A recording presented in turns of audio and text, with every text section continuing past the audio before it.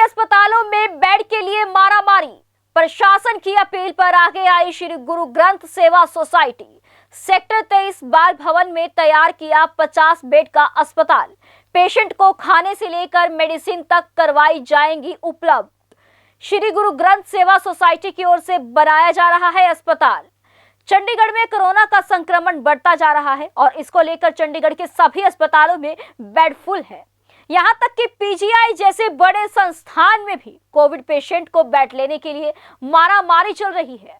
कई दिनों की वेटिंग के साथ इंतजार करना पड़ रहा है, जिसको लेकर चंडीगढ़ प्रशासन ने संस्थाओं और समाज सेवियों से आग्रह किया था कि वो इसके लिए आगे आएं और कोविड पेशेंट की मदद के लिए मिनी कोविड सेंटर बनाएं, जिस पर प्रशासन द्वारा उन्हें जगह मुहैया करवाई जाएगी।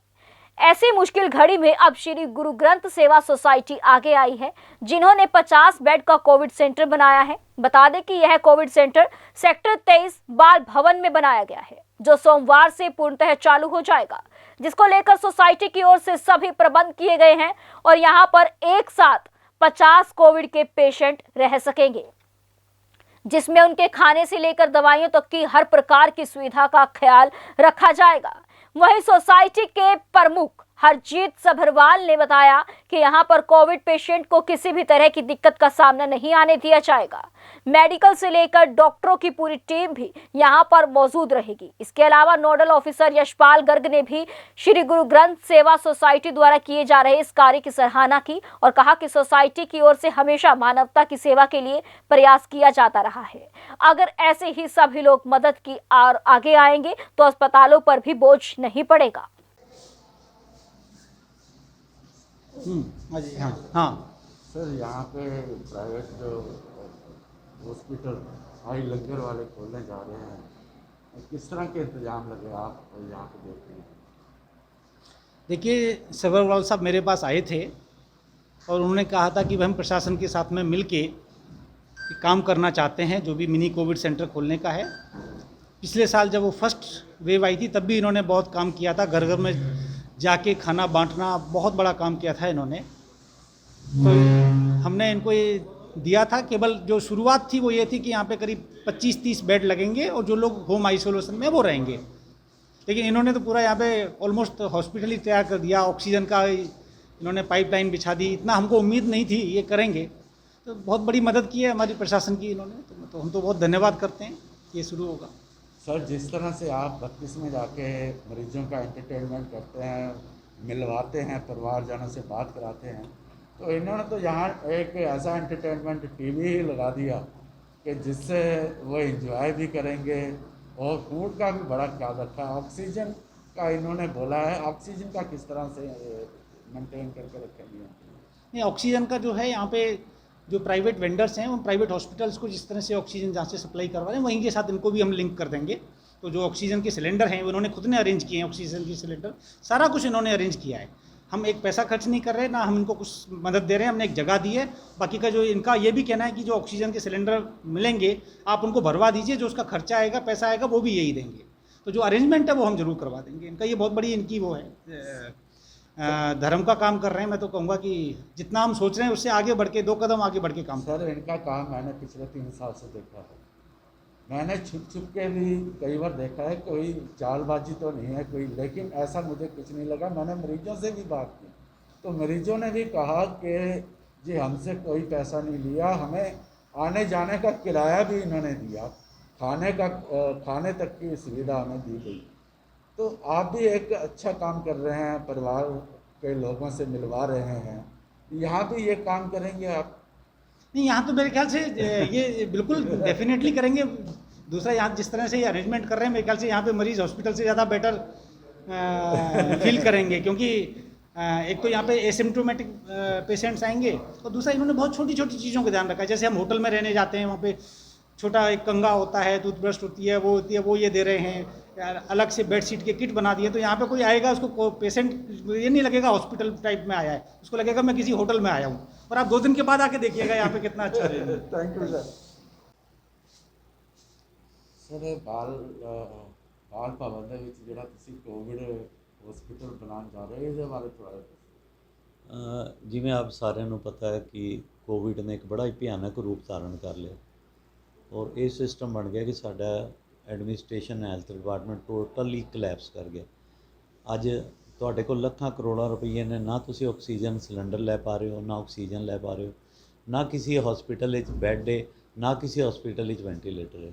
ਸੋ ਸਤਿਗੁਰਾਂ ਨੇ ਸਾਡੀ ਸੰਸਥਾ ਗੁਰੂ ਗ੍ਰੰਥ ਸਾਹਿਬ ਸੇਵਾ ਸੁਸਾਇਟੀ 'ਤੇ ਤਰਸ ਕੀਤਾ ਕਿ ਇਸ ਔਖੇ ਟਾਈਮ 'ਤੇ, ਜਿਵੇਂ ਤੁਹਾਨੂੰ ਪਤਾ ਹੈ ਕਿ ਅੱਜ ਦੇ ਦੌਰ ਦੇ ਵਿੱਚ ਅਗਰ ਇੱਕ ਘਰ ਦੇ ਵਿੱਚ ਕਰੋਨਾ ਪੇਸ਼ੈਂਟ ਹੈ ਤਾਂ ਦੂਜਾ ਪਰਿਵਾਰ ਉਸਦੇ ਕਮਰੇ 'ਚ ਵੀ ਨਹੀਂ ਵੜਦਾ, ਹੱਥ ਨਹੀਂ ਲਾਉਂਦਾ। ਸਾਨੂੰ ਇਹ ਬੜੀ ਪਿਆਰੀ ਅਤੇ ਪਵਿੱਤਰ ਸੇਵਾ ਉਹਨਾਂ ਨੇ ਬਖਸ਼ੀ ਹੈ ਅਤੇ ਐਡਮਿਨਿਸਟ੍ਰੇਸ਼ਨ ਨੇ ਸਾਨੂੰ ਇੱਕ ਬਿਲਡਿੰਗ ਬਾਲ ਭਵਨ ਇਹ ਦਿੱਤੀ ਅਤੇ ਅਸੀਂ ਉਹਨਾਂ ਨੂੰ ਇਹ ਕਹਿ ਕੇ ਆਏ। ਉਹਨਾਂ ਨੇ ਮੈਨੂੰ ਇੱਕ ਸਵਾਲ ਕੀਤਾ ਸੀ, ਤੁਹਾਨੂੰ ਬਿਲਡਿੰਗ ਦੇ ਦਿਆਂਗੇ ਤਾਂ ਕਿੰਨੇ ਦੇਰ ਦੇ ਵਿੱਚ ਤੁਸੀਂ ਕਿੰਨੇ ਦਿਨਾਂ ਸ਼ੁਰੂ ਕਰੋਗੇ? ਅਤੇ ਮੈਂ ਕਿਹਾ ਗੁਰੂ ਦੀ ਕਿਰਪਾ ਰਹੀ ਅਤੇ 48 ਘੰਟੇ 'ਚ ਪ੍ਰੋਫੈਸ਼ਨਲ ਹਸਪੀਟਲ ਜਿਹੜਾ ਸੀ ਸੰਗਤਾਂ ਨੂੰ ਇਹ ਅਸੀਂ ਬਣਾ ਕੇ ਦੇ ਦਾਂਗੇ। ਅਤੇ ਮੈਨੂੰ ਪੂਰਾ ਹੀ ਉਮੀਦ ਹੈ ਕਿ ਸਾਡੀਆਂ ਸਾਰੀਆਂ ਤਿਆਰੀਆਂ ਆਲਮੋਸਟ ਕੰਪਲੀਟ ਹੋ ਗਈਆਂ। ਜਿਵੇਂ ਆਪ ਜੀ ਦੇਖ ਰਹੇ ਹੋ, ਹਰ ਬੈੱਡ 'ਤੇ ਆਕਸੀਜਨ ਦੀ ਅਸੀਂ ਹੋਰ ਕਰ ਦਿੱਤੀ ਹੈਗੀ ਹੈ। ਬੈਡਿੰਗਸ, ਈਵਨ ਕਿ ਅਸੀਂ TV ਤੱਕ ਲਗਾ ਰਹੇ ਹਾਂ। ਸਾਰਾ ਐਮਰਜੈਂਸੀ ਡਾਕਟਰਸ ਇਹ ਉਹ ਸਾਰੀਆਂ ਜਿਹੜੀਆਂ ਚੀਜ਼ਾਂ ਅਸੀਂ ਇਹਨਾਂ ਨੂੰ ਇਕੱਠਾ ਕਰਕੇ ਅਤੇ ਕੱਲ੍ਹ ਸਵੇਰੇ ਗੁਰੂ ਨਾਨਕ ਸਾਹਿਬ ਦੀ ਕਿਰਪਾ ਨਾਲ ਅਸੀਂ ਇੱਥੇ 50 ਪੇਸ਼ੈਂਟ ਐਡਮਿਟ ਕਰਨੇ ਦੀ ਪੋਜੀਸ਼ਨ ਵਿੱਚ ਹੋ ਗਿਆ। ਸਰ ਇੱਥੇ ਦੇਖਿਆ ਜਾ ਰਿਹਾ, ਮੈਂ ਵੀ ਇੱਥੇ ਸਾਰੀ ਜਗ੍ਹਾ ਘੁੰਮਿਆ, ਜੋ ਪ੍ਰਾਈਵੇਟ ਹਸਪਤਾਲ 'ਚ ਫੈਸਿਲਿਟੀ ਹੁੰਦੀ ਹੈ ਉਹ ਸਾਰੀ ਇੱਥੇ ਹੈ। ਕਿਸ ਤਰ੍ਹਾਂ ਤੁਸੀਂ ਮਤਲਬ ਕਰ ਰਹੇ ਹੋ? ਦੇਖੋ ਜੀ, ਸਾਡੀ ਗੁਰੂ ਨਾਨਕ ਸਾਹਿਬ ਦੀ ਕਿਰਪਾ ਔਰ ਚੰਡੀਗੜ੍ਹ ਦੀਆਂ ਸੰਗਤਾਂ ਦਾ ਬਹੁਤ ਸਾਨੂੰ ਪਿਆਰ ਹੈ। ਜਦੋਂ ਸਾਨੂੰ ਇਹ ਜਗ੍ਹਾ ਮਿਲੀ ਤਾਂ ਮੈਂ ਆਪਣੇ ਜਿੰਨੇ ਵੀ ਸਹਿਯੋਗੀ ਉਹਨਾਂ ਨਾਲ ਗੱਲ ਕੀਤੀ, ਉਹਨਾਂ ਸਾਰਿਆਂ ਨੇ ਮੈਨੂੰ ਇੱਕੋ ਗੱਲ ਕਹੀ ਵੀ ਵੀਰ ਜੀ, ਇਹ ਮੌਕਾ ਹੈ, ਜ਼ਿੰਦਗੀ ਪਤਾ ਨਹੀਂ ਆਪਾਂ ਬਚਾਂਗੇ ਨਹੀਂ ਬਚਾਂਗੇ, ਪਰ ਇੱਕ ਜ਼ਿੰਦਗੀ ਦਾ ਇੱਕ ਮੌਕਾ, ਜੇ ਆਪਾਂ ਸੇਵਾ ਕਰਕੇ ਸ਼ਾਇਦ ਸੇਵਾ ਦੀ ਤਰਸ ਕਰਕੇ ਗੁਰੂ ਨਾਨਕ ਸਾਨੂੰ ਬਚਾ ਲਏ। ਅਤੇ ਤੁਸੀਂ ਚਿੰਤਾ ਨਹੀਂ ਕਰਨੀ ਪੈਸੇ ਦੀ। ਟੌਪ ਕਲਾਸ ਪ੍ਰਾਈਵੇਟ ਹਸਪੀਟਲ ਤੋਂ ਵਧੀਆ ਇੱਥੇ ਸੈਟਅਪ ਲਾਉਣਾ, ਹਰ ਚੀਜ਼ ਇੱਥੇ ਰਹਿਣਾ। ਔਰ ਸਾਡੀ ਕੋਸ਼ਿਸ਼ ਹੈ ਇਸ ਹਫ਼ਤੇ ਅਸੀਂ 4 ਵੈਂਟੀਲੇਟਰ ਵੀ ਲਾ ਦਾਂਗੇ ਇੱਕ ਰੂਮ ਦੇ ਵਿੱਚ। ਮੈਡੀਕਲ ਫੈਸਿਲਿਟੀ ਟੌਪ ਐਂਡ ਦੀ ਦਿਆਂਗੇ। ਡਾਈਟ ਜਿਹੜੀ ਮਤਲਬ ਟੌਪ ਕਲਾਸ ਦੇ ਅਸੀਂ ਪ੍ਰੋਪਰ ਡਾਈਟੀਸ਼ੀਅਨ ਤੋਂ ਚਾਰਟ ਬਣਵਾ ਲੈਣ, ਉਹਦੀਆਂ ਕਿਚਨ ਸੈਟਅਪ ਕਰ ਰਹੇ ਹਾਂ ਪੂਰੇ ਪ੍ਰੋਪਰ। ਸਵੇਰੇ ਚਾਹ ਦੇ ਟਾਈਮ ਚਾਹ, ਨਾਸ਼ਤੇ ਦੇ ਵਿੱਚ ਦਲੀਆ ਵਗੈਰਾ, 11 ਵਜੇ ਫਰੂਟ, 1 ਵਜੇ ਲੰਗਰ, ਫਿਰ 3 ਵਜੇ ਕਾਹਵਾ, 5 ਵਜੇ ਫਿਰ ਉਹਨਾਂ ਫਰੂਟ, ਫਿਰ ਸੂਪ, ਰਾਤੀ ਰੋਟੀ, ਪੂਰੇ ਸਿਸਟਮ ਦੇ ਨਾਲ ਦਿਆਂਗੇ। ਔਰ ਸਾਰਿਆਂ ਨਾਲੋਂ ਵੱਡੀ ਗੱਲ ਹੈ ਵੀ ਇੱਥੇ ਹਰ ਚੀਜ਼ ਜਿਹੜੀ ਹੈ ਉਹ ਗੁਰੂ ਨਾਨਕ ਦੇ ਲੰਗਰ ਵਿੱਚ ਹੋਏਗੀ। 1 ਰੁਪਈਆ ਵੀ ਅਸੀਂ ਜਿਹੜਾ ਕਿਸੇ ਕੋਲ ਹੱਥ ਜੋੜ ਕੇ ਬੇਨਤੀ ਨਹੀਂ ਲਵਾਂਗੇ ਮਰੀਜ਼ਾਂ ਕੋਲ। ਆਪਣੇ ਪਿਆਰ ਸਤਿਕਾਰ ਦੇ ਨਾਲ ਜੋ ਸੇਵਾ 'ਚ ਹਿੱਸਾ ਪਾਉਣਾ ਚਾਹਣਗੇ ਉਹ ਉਹਨਾਂ ਦੀ ਖੁਸ਼ੀ ਹੈ। ਮੈਨੂੰ ਵੈਸੇ ਵੀ ਸੰਗਤ ਬਹੁਤ ਪਿਆਰ ਦੇ ਰਹੀ ਹੈ ਔਰ ਮੈਨੂੰ ਕਹਿ ਰਹੀ ਵੀ ਤੁਸੀਂ ਚੀਜ਼ਾਂ ਜੋ ਲੈਣੀਆਂ। ਹੁਣੇ ਮੈਂ ਜਸਟ ਆਉਂਦਿਆਂ ਮੈਂ ਜਿਹੜੇ ਮੋਨੀਟਰ ਤੁਸੀਂ ਦੇਖਦੇ ਹੋਣੇ ਬੈੱਡਾਂ ਦੇ ਸਾਈਡ 'ਤੇ ਲੱਗੇ, ਉਹਨਾਂ ਦਾ ਵੀ ਮੈਂ ਮੋਨੀਟਰਸ ਦਾ ਵੀ ਆਰਡਰ ਦੇ ਕੇ ਆਇਆ। ਉਹ ਕੱਲ੍ਹ ਸ਼ਾਮੀ, ਕਿਉਂਕਿ ਅੱਜ ਕੱਲ੍ਹ ਰਸ਼ ਬਹੁਤ ਹੈ ਅਤੇ ਚੀਜ਼ਾਂ ਮਿਲ ਨਹੀਂ ਰਹੀਆਂ, ਕੱਲ੍ਹ ਸ਼ਾਮੀ ਤੱਕ ਉਹਨਾਂ ਨੇ ਕਮਿਟ ਕਰਤਾ ਵੀ ਅਸੀਂ ਇਹ ਮੋਨੀਟਰਸ ਵਗੈਰਾ ਵੀ ਅਸੀਂ ਸਰ ਆਕਸੀਜਨ ਵੀ ਬੜੀ ਮੁਸ਼ਕਿਲ ਨਾਲ ਮਿਲ ਰਹੀ ਹੈ ਅਤੇ ਤੁਹਾਨੂੰ ਪੂਰਾ ਯਕੀਨ ਹੈ ਕਿ ਆਕਸੀਜਨ ਵੀ ਤੁਹਾਡੇ ਕੋਲ ਪ੍ਰੋਪਰ ਪਹੁੰਚ ਜਾਏਗੀ? ਇਸ ਤਰ੍ਹਾਂ ਜੀ, ਅਸੀਂ ਪਿਛਲੇ 10 ਦਿਨ ਤੋਂ ਨਾ ਪੂਰੇ ਨਾਰਥ ਇੰਡੀਆ 'ਚ ਇੱਕ ਸਾਡੀ ਸੰਸਥਾ ਸੀ ਜਿਹੜੇ ਲੋਕਾਂ ਨੂੰ ਘਰੋਂ ਘਰੀ ਆਕਸੀਜਨ ਪ੍ਰੋਵਾਈਡ ਕਰ ਰਹੇ ਸੀ। ਔਰ ਅਸੀਂ 8 ਦਿਨ ਦੇ ਵਿੱਚ 470 ਪਰਿਵਾਰਾਂ ਨੂੰ ਅਸੀਂ ਆਕਸੀਜਨ ਦਿੱਤੇ, ਸਿਲੰਡਰ ਸਾਰਿਆਂ ਨੂੰ ਦਿੱਤੇ। ਅਤੇ ਅਸੀਂ ਆਪਣਾ ਰੱਖਿਆ 16 ਸਿਲੰਡਰ ਰੱਖਿਆ, 8 ਸਿਲੰਡਰ ਬੈਕਅਪ 'ਤੇ ਜਿੱਥੇ ਲੱਗਣਗੇ, ਜਿੱਥੋਂ ਸਰਕੂਲੇਟ ਹੋਏਗੀ ਉੱਥੇ, ਅਤੇ 8 ਉਹਦੇ ਬੈਕਅਪ 'ਤੇ ਹੋਣਗੇ। ਉਸ ਤੋਂ ਬਾਅਦ ਮੇਰੀ ਐਡਮਿਨਿਸਟ੍ਰੇਸ਼ਨ ਆ, ਉਹਨਾਂ ਨੇ ਸਾਨੂੰ ਸਪੋਰਟ ਉਹ ਪੂਰੀ ਦੇ ਰਹੇ ਆ। ਉਹ ਉਹਨਾਂ ਨੂੰ ਮੈਂ ਕਿਹਾ, ਉਹ ਕਹਿੰਦੇ ਜੀ ਤੁਹਾਨੂੰ ਅਰੇਂਜਮੈਂਟ ਕਰਾਂਗੇ, ਤੁਹਾਡੇ ਸਾਰੇ ਸਿਲੰਡਰ ਜਿਹੜੇ 16 ਜਾਂ 32 ਹਸਪਤਾਲ ਦੇ ਵਿੱਚ ਅਸੀਂ ਉੱਥੋਂ ਪ੍ਰੋਵਾਈਡ ਕਰਾਂਗੇ। ਅਤੇ ਐਡਮਿਨਿਸਟ੍ਰੇਸ਼ਨ ਦਾ ਬਹੁਤ ਪੂਰਾ ਸਾਥ ਹੈ। ਉਹਨਾਂ ਕਿ ਜਿੱਥੇ ਜਿੱਥੇ ਤੁਹਾਨੂੰ ਕੋਈ ਲੱਗੇ ਤੰਗੀ ਹੋ ਰਹੀ, ਤੁਹਾਨੂੰ ਕਿਧਰੇ ਪ੍ਰੋਬਲਮਸ ਹੋ ਰਹੀਆਂ, ਸਾਨੂੰ ਸ਼ੇਅਰ ਕਰੋ। ਅਤੇ ਕਹਿੰਦੇ ਵੀ ਸਾਨੂੰ ਬੜੀ ਖੁਸ਼ੀ ਹੈ ਵੀ ਇੱਕ ਸੰਸਥਾ ਇਹ ਅੱਗੇ ਆਈ ਹੈ। ਮੈਨੂੰ ਉਹਨਾਂ ਨੇ ਇੱਕੋ ਸਵਾਲ ਕੀਤਾ ਸੀ, ਕਹਿੰਦੇ ਕਿੰਨੇ ਬੈੱਡ ਦਾ ਬਣਾਓਗੇ? ਮੈਂ ਕਿਹਾ ਜੀ 50 ਬੈੱਡ ਤੋਂ ਘੱਟ 'ਤੇ ਫਿਰ ਸਾਨੂੰ ਵੀ ਨਹੀਂ ਮਜ਼ਾ ਆਉਣਾ ਕੰਮ ਕਰਕੇ। ਇੰਨਾ ਇਨਫਰਾਸਟਰਕਚਰ ਇੰਨਾ ਲੈ ਕੇ ਲੋਕਾਂ ਦਾ ਲੱਖਾਂ ਰੁਪਈਆ ਲੈ ਕੇ 10 ਬੈੱਡ ਲਾ ਲਾਂਗੇ ਤਾਂ ਕੀ ਕਰਾਂਗੇ? ਸਰ ਕੋਵਿਡ ਦੇ ਵਿੱਚ ਜਦੋਂ ਅੱਜ ਰਿਸ਼ਤੇਦਾਰ ਭਾਈ ਬੰਧੂ ਵੀ ਸਾਥ ਛੱਡ ਰਹੇ ਆ, ਤੁਸੀਂ ਕੋਵਿਡ ਦੇ ਵਿੱਚ ਕੋਵਿਡ ਦੇ ਮਰੀਜ਼ਾਂ ਦਾ ਇਸ ਤਰ੍ਹਾਂ ਸੇਵਾ ਕਰਨੀ, ਕਿਸ ਤਰ੍ਹਾਂ ਤੁਹਾਨੂੰ ਜਜ਼ਬਾ ਕਿਸ ਤਰ੍ਹਾਂ ਆਇਆ ਤੁਹਾਡੇ ਦਿਮਾਗ ਦੇ ਵਿੱਚ ਕਿ ਮੈਨੂੰ ਵੀ ਇਹ ਸੇਵਾ ਕਰਨੀ ਚਾਹੀਦੀ? ਦੇਖੋ ਜੀ, ਮੈਂ ਤਾਂ ਆਪਣੇ ਆਪ ਨੂੰ ਬੜਾ ਹੀ ਬਲੈਸਫੁਲ ਮਹਿਸੂਸ ਕਰਦਾ ਕਿ ਗੁਰੂ ਨਾਨਕ ਨੇ ਮੈਨੂੰ ਅਤੇ ਸਾਡੀ ਟੀਮ ਨੂੰ ਇਸ ਪਾਇਸ ਕੰਮ ਵਾਸਤੇ ਚੁਣਿਆ।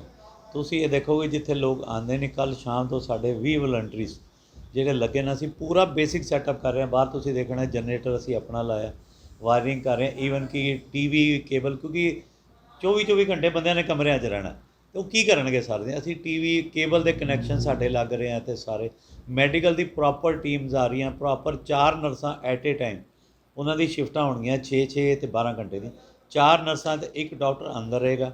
ਉਸ ਤੋਂ ਇਲਾਵਾ 5 ਡਾਕਟਰਾਂ ਦੀ ਸਾਡੀ ਟੀਮ ਬਣੀ ਹੈ ਜਿਹੜੀ ਬਾਹਰ ਬੈਕਅਪ 'ਤੇ ਇਹਨਾਂ ਨੂੰ ਸਪੋਰਟ ਕਰਨਗੇ, ਦਿਨ ਦੀ 2 ਵਾਰੀ ਵਿਜ਼ਿਟ ਕਰਨਗੇ। ਤੇ ਐਡਮਿਨਿਸਟ੍ਰੇਸ਼ਨ ਨੇ ਵੀ ਕਿਹਾ ਵੀ ਦਿਨ 'ਚ ਇੱਕ ਵਾਰੀ ਸਾਡੇ ਡਾਕਟਰਸ ਆ ਕੇ ਇੱਥੇ ਵਿਜ਼ਿਟ ਕਰਨ।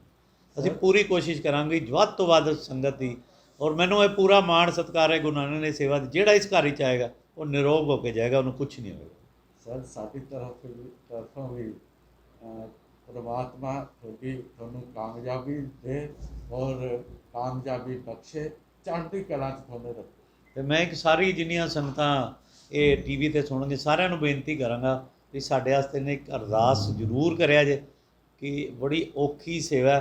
ਸਾਰਿਆਂ ਨਾਲੋਂ ਵੱਡੀ ਗੱਲ ਹੈ ਕਿ ਸਾਡੀ ਪੂਰੀ ਟੀਮ, ਜਿਵੇਂ ਤੁਸੀਂ ਦੇਖੋ ਕੋਵਿਡ ਦੇ ਹਸਪਤਾਲਾਂ 'ਚ ਸਾਰੇ ਕੋਵਿਡ ਹੋ ਰਹੇ, ਪਰ ਮੈਨੂੰ ਮਾਣ ਹੈਗਾ ਗੁਰੂ ਨਾਨਕ ਸਾਹਿਬ ਦੇ ਵੀ ਸਾਡੀ ਟੀਮ ਨੂੰ ਕੁਝ ਨਹੀਂ ਹੋਏਗਾ, ਤੇ ਉਹਨਾਂ ਕੋਲ ਸੇਵਾ ਗੁਰੂ ਸਾਹਿਬ ਲੈ ਲੈਣ। अरदास करें जी साढ़े वास्ते। ऐसे ही लेटेस्ट खबरें पाने के लिए बेल आइकन को क्लिक कर हमारे चैनल को लाइक, शेयर एंड सब्सक्राइब करें। धन्यवाद।